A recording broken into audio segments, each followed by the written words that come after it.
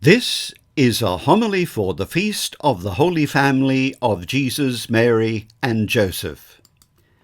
The Gospel for this Sunday comes from the Gospel of St. Luke, chapter 2, verses 41 to 52. To download the text of this homily as a PDF file, go to sundayhomilies.au.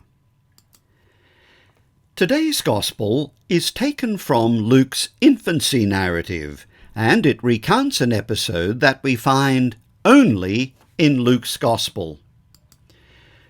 Luke bookends his Gospel with two stories that help us to understand why he has written the Gospel. One of those two stories is today's Gospel, Mary and Joseph finding their lost son in the temple. The other bookend is the story of the two disciples on the road to Emmaus, found in the final chapter of the Gospel. Let's begin by looking at the bookend that Luke places towards the beginning of his Gospel. We're told that every year the parents of Jesus used to go up to Jerusalem for the feast of the Passover.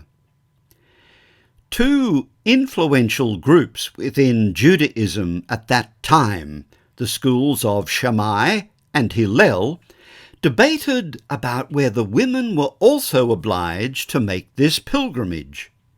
As for boys, the obligation applied to them once they had completed their 13th year. But it is also laid down that they were to accustom themselves gradually to the commandments. One way of doing this was to make the pilgrimage at the age of 12. So the fact that Mary and Jesus both accompanied Joseph on this pilgrimage is a testimony to the piety of the Holy Family. Passover was one of 3 pilgrimage festivals. The other 2 are Pentecost, or Shavuot in Hebrew, and Tabernacles or Booths, or Sukkot in Hebrew.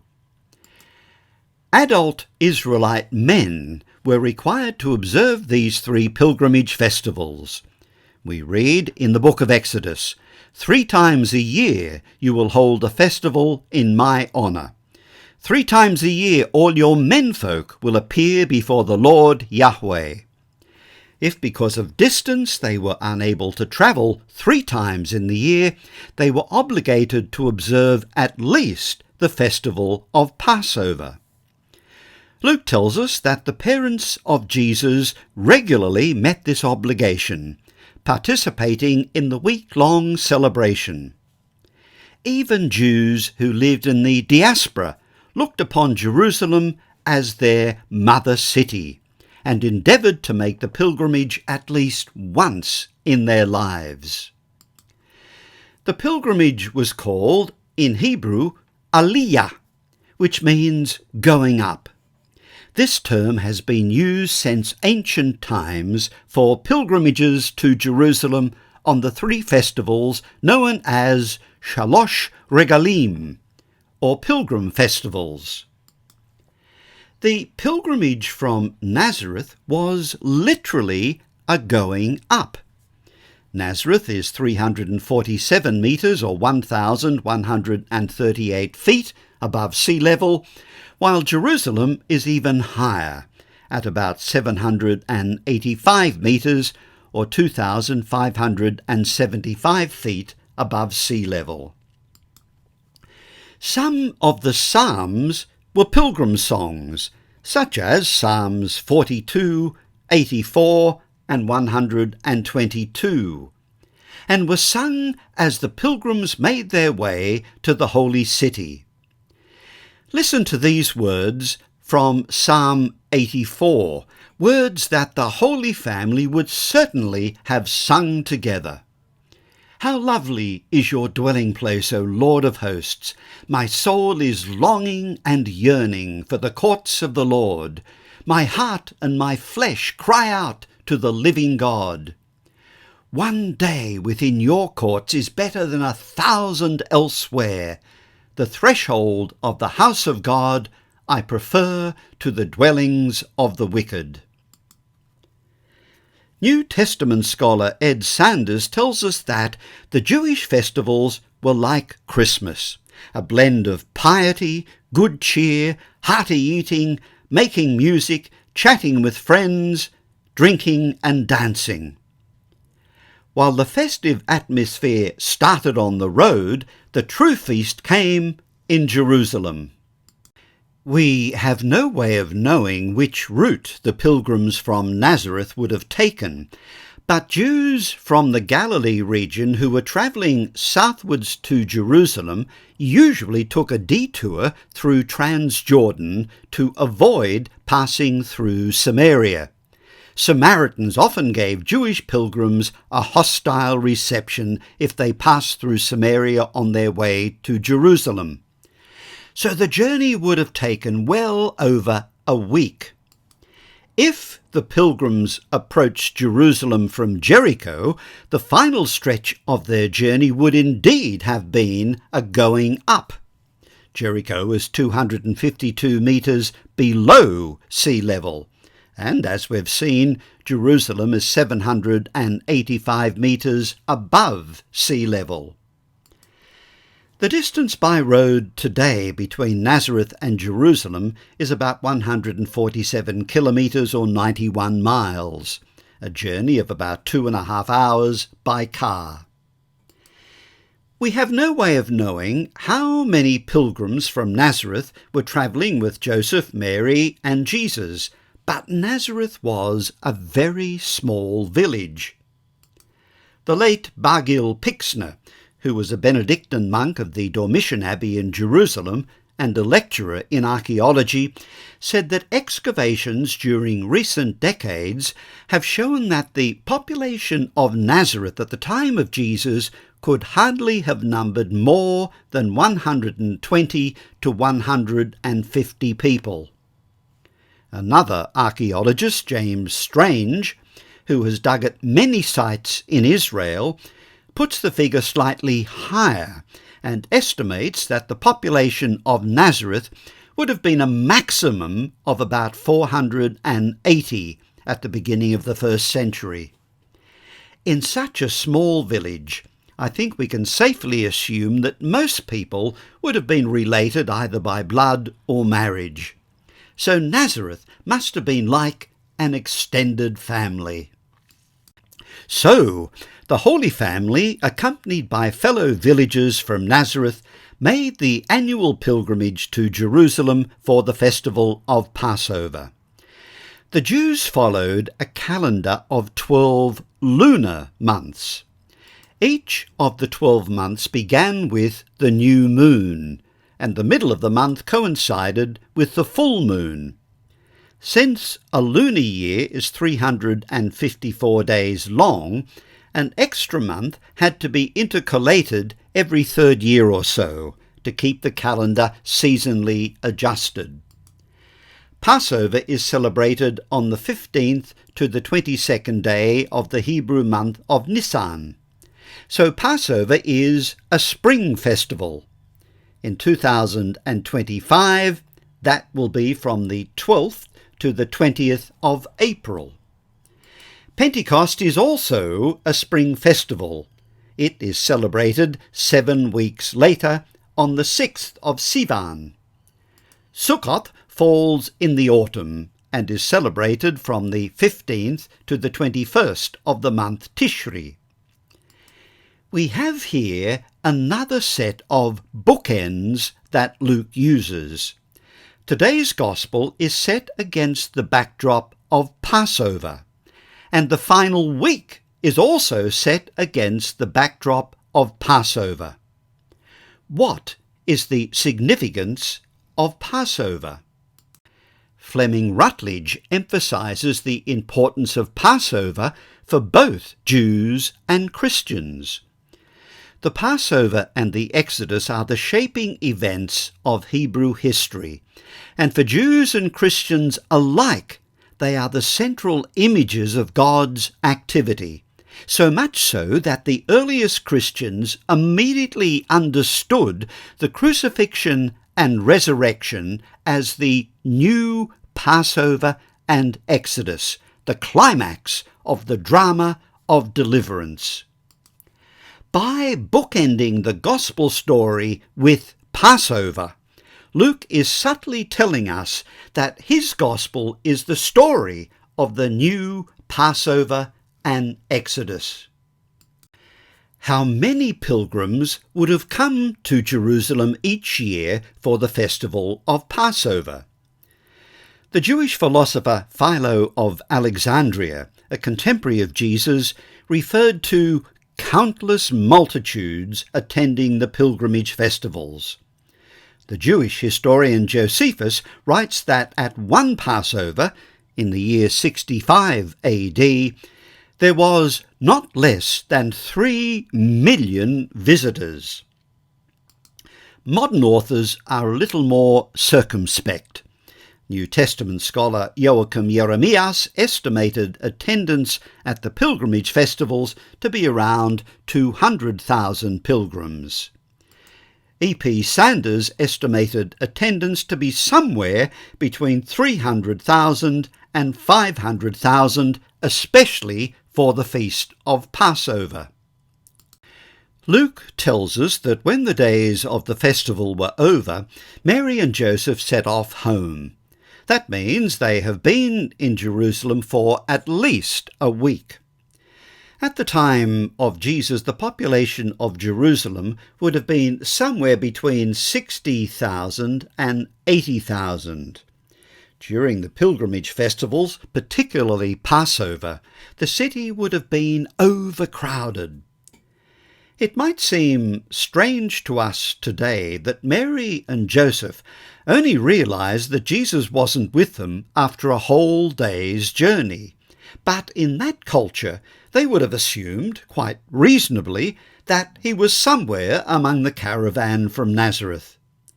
But when they hadn't seen him after a whole day, they became worried. They looked for him among their relations and acquaintances, but he was nowhere to be found. Mary and Joseph must have found this painful and highly distressing. So they rushed back to Jerusalem. Even though the festival was now over and pilgrims were slowly beginning to return home, it would have been a daunting task to search for a lost child in an overcrowded city. The Gospel tells us that they found him after 3 days, and they found him in the temple. Jewish biblical scholar Shea Cohen reminds us of the importance of the temple. As the focal point of the religion, the temple was the central communal institution, not just for the Jews of the land of Israel, but also for those of the diaspora. The ideology of the temple also served as a binding force. It represented oneness and exclusivity. Only one place was suitable for God's home on earth, and that place was the Temple Mount in Jerusalem. It represented the unity of God and the unity of Israel. One temple for the one God, explains Josephus. In fact, the temple also bookends Luke's Gospel. In today's Gospel, which concludes the infancy narrative, Mary and Joseph find Jesus in the temple. The final words of Luke's Gospel tells us that after the ascension of the Lord, the disciples were continually in the temple blessing God. In John's Gospel, it is made clear that the true temple is Jesus himself. It is quite possible that Luke is subtly making the same point in his Gospel. We don't know where in the temple complex Mary and Joseph found Jesus, but wherever it was, he was among the teachers, listening to them and asking them questions. And we're told all those who heard him were amazed at his understanding and his answers. Mary and Joseph are understandably overcome when they see him, and his mother says to him, "My child, why have you done this to us? See how worried your father and I have been, looking for you." And Jesus replies, "Why were you looking for me?" At this point, the Greek text is ambiguous because it reads literally as, "Did you not know that I must be in thee of my Father, but in the what of my Father?" The word thee is plural in the Greek, so it could be translated as the things of my Father. The New Revised Standard Version has my Father's house, but a footnote offers an alternative translation, be about my Father's interests. The English word must is a translation of the Greek verb day. Pope Benedict makes this comment on the use of day. The Greek word day, which Luke uses here, reappears in the Gospels whenever mention is made of Jesus' readiness to submit to God's will. He must suffer greatly, be rejected, be killed, and rise again, as he says to his disciples after Peter's confession. See Mark chapter 8, verse 32. He is already bound by the must at this early hour. He must be with the Father.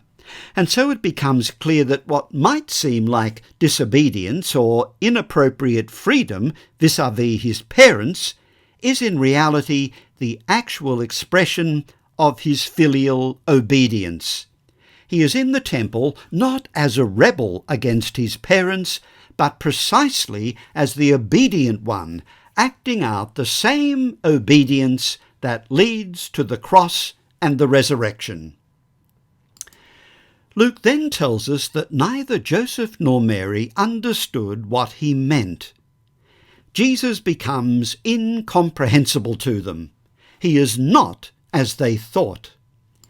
But his mother stored up all these things in her heart. Now, here we have a clue about how we should read Luke's Gospel. Like Mary and Joseph, we might not yet understand, but let us store up all these things in our hearts. To help us understand what is happening here, consider this line of T.S. Eliot from Dry Salvages. We had the experience, but missed the meaning. How many times in life does that happen to us? We experience something that we don't understand at the time, and it is only much later that suddenly we begin to realize what it was all about. Consider this verse from another of Eliot's poems. We shall not cease from exploration, and the end of all our exploring will be to arrive where we started and know the place for the first time. Much the same idea. It is only much later, after a lifetime of exploration, that we begin to understand. We know the place for the first time. Life could be likened to a spiral staircase, round and round and round, but with each revolution we go further down, which suggests that, hopefully, with each passing year we grow in wisdom and understanding. That must surely have been Mary's experience. As she ponders in her heart all that has happened to her, she gradually begins to understand God's plan unfolding in the life of her Son. Let's pause here for a moment to reflect upon what has just happened. Firstly, it is Passover. Joseph and Mary are leaving Jerusalem to return home. After a day's journey, they realize that Jesus is nowhere to be found. They have lost him.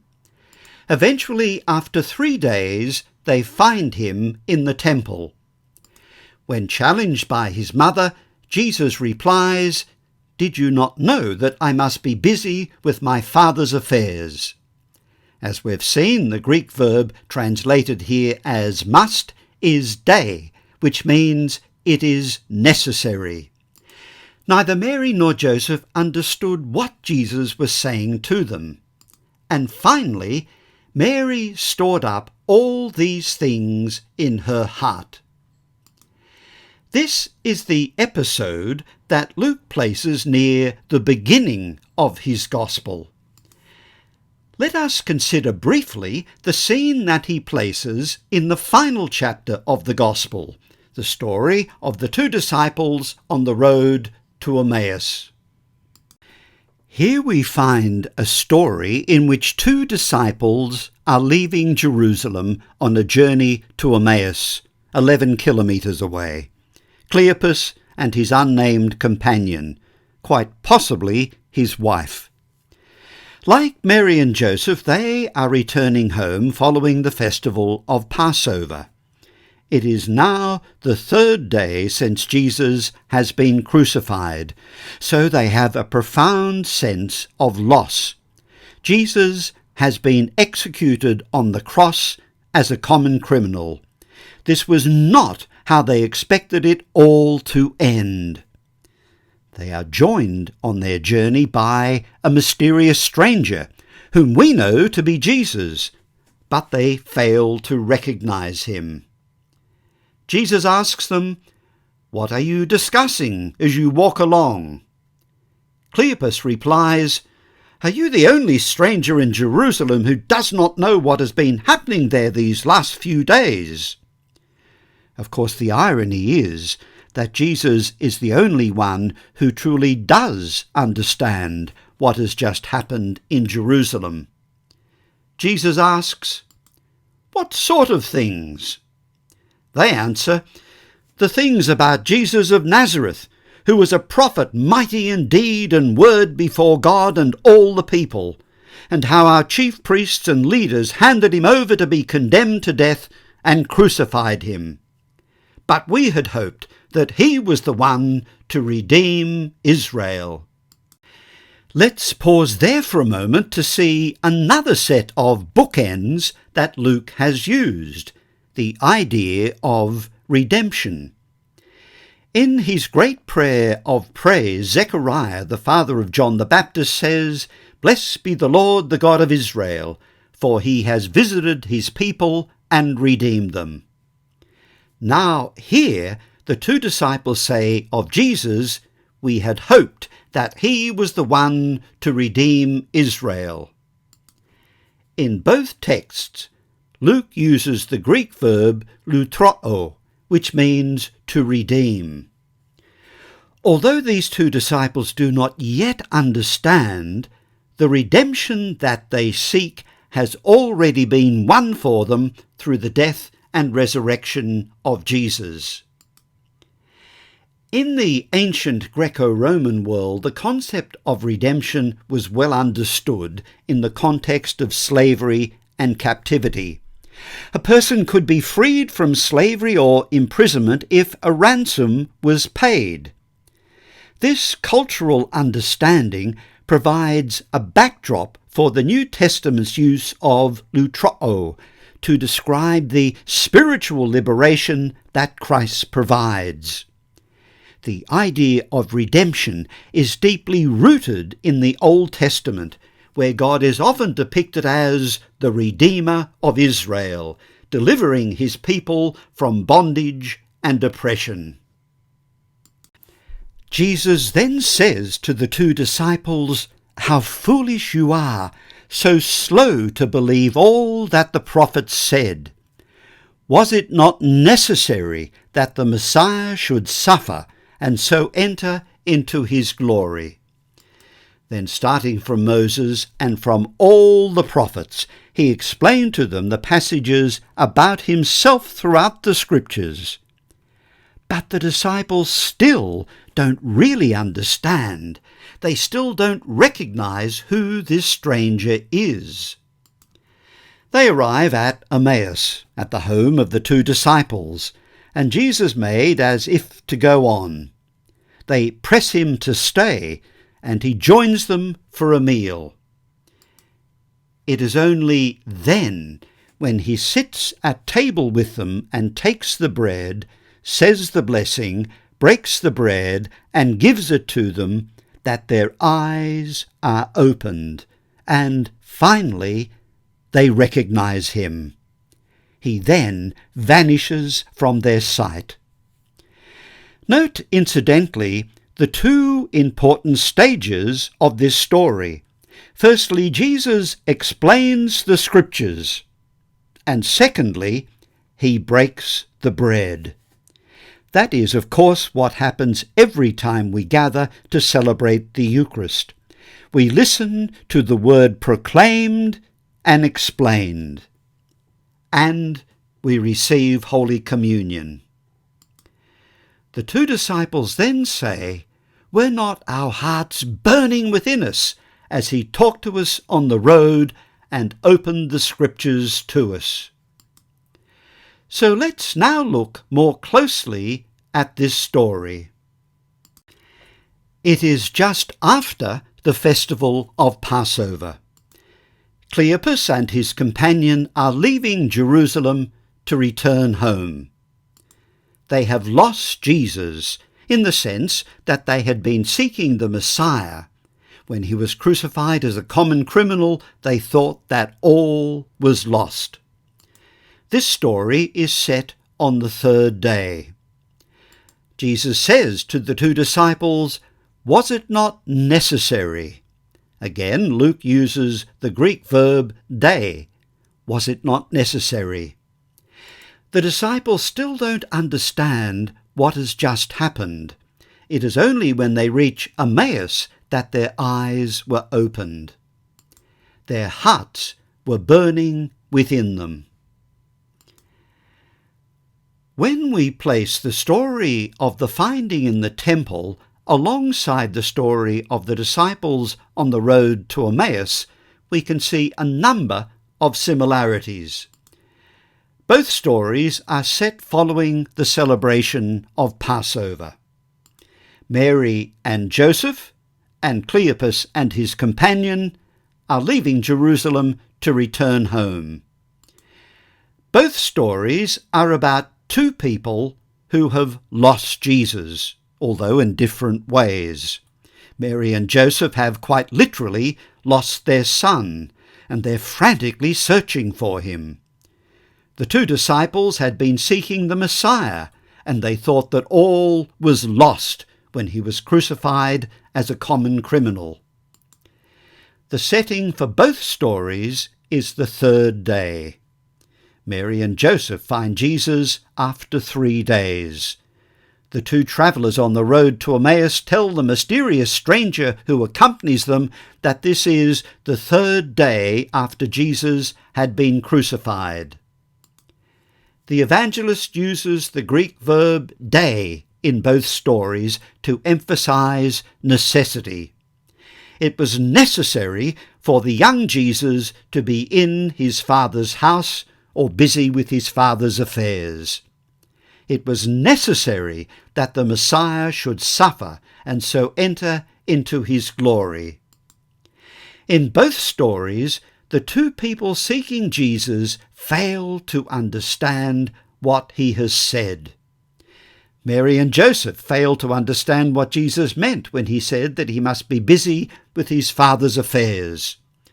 The two disciples fail to understand how the death of Jesus the Messiah was an integral part of God's plan.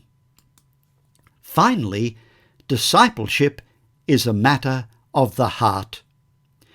Luke tells us that Mary ponders all that has happened in her heart.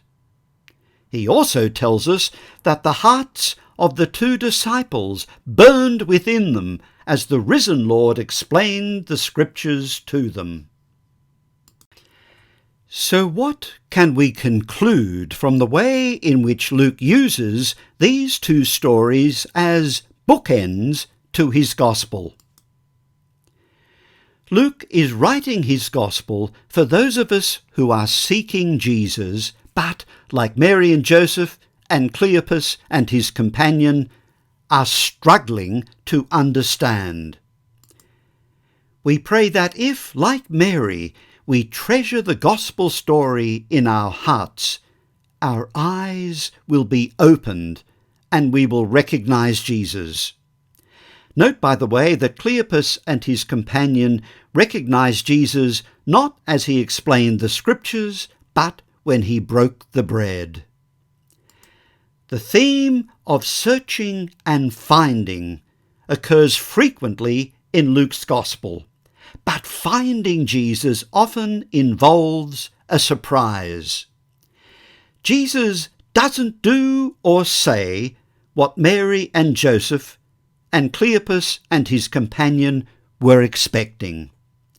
Discipleship often involves the unexpected.